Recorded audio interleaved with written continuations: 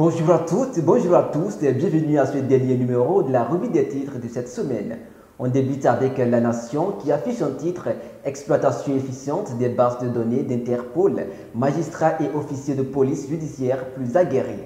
Conscient des défis liés à la lutte contre la criminalité, le Bureau de la coopération et de l'entraide judiciaire, les jeudis 3 et vendredi 4 avril 2025 à Abomey-Calavi, un atelier de formation à l'intention des magistrats et officiers de la police judiciaire destiné à les outiller pour exploiter au mieux les bases de données d'Interpol.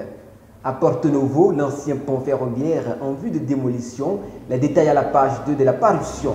De l'autre côté, à Abomey et Boycon, des ministres sont en campagne contre le travail des enfants sur les chantiers de construction du marché Rundroy à Abomey et gare routière à Boycon. Les raisons à découvrir à la page 3. La boussole à propos de la gestion irrégulière du marché public à Porto-Novo, une nécessité d'un audit profond des communes pour la pérennité de la décentralisation s'impose. Renforcement de l'inclusion sociale.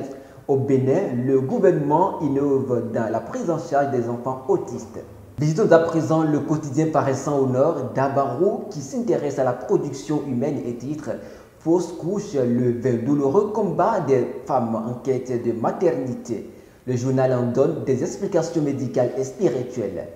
Décédé suite à une bavure policière à Parakou, une prière est dite à l'intention de Faisal Ouorou ce jour. Fraternité sur le choix du conjoint par les jeunes et laisse lire un titre La vie à deux en perte de valeur. Parfait dénou, thérapeute de couple affirme que la pression sociale et familiale peut pousser à un engagement sans conviction. Parcourons le quotidien Matin Libre en gestion des ressources humaines. Sous la rupture, la République des cumuls, titre le journal. Bénin, un opposant de plus interpellé, les publications d'Apollinaire Avoyon seraient la cause, rapporte le journal. Pour sortie frauduleuse de camions de produits tropicaux à Kaoru, 8 policiers, 7 douaniers et un civil poursuivis devant la criette, rapporte le Télégramme. Outre pour escroquerie via Internet, un faux professeur de Kamès et son frère devant la criette.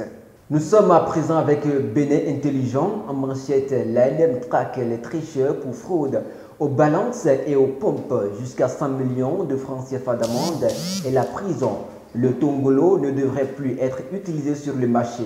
Pour la culture, le comité des rites vaudou en mission aux États-Unis. Traque des agents de santé indélicats, débandade au CNHU de Hubert Kutuku Manga.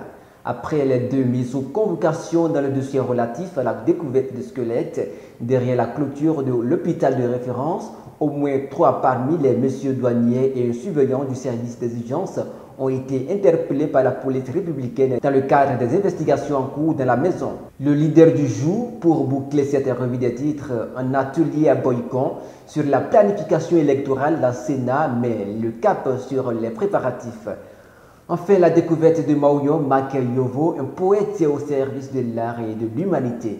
C'est la fin de cette revue des titres que nous vous remercions d'avoir suivi. Au revoir.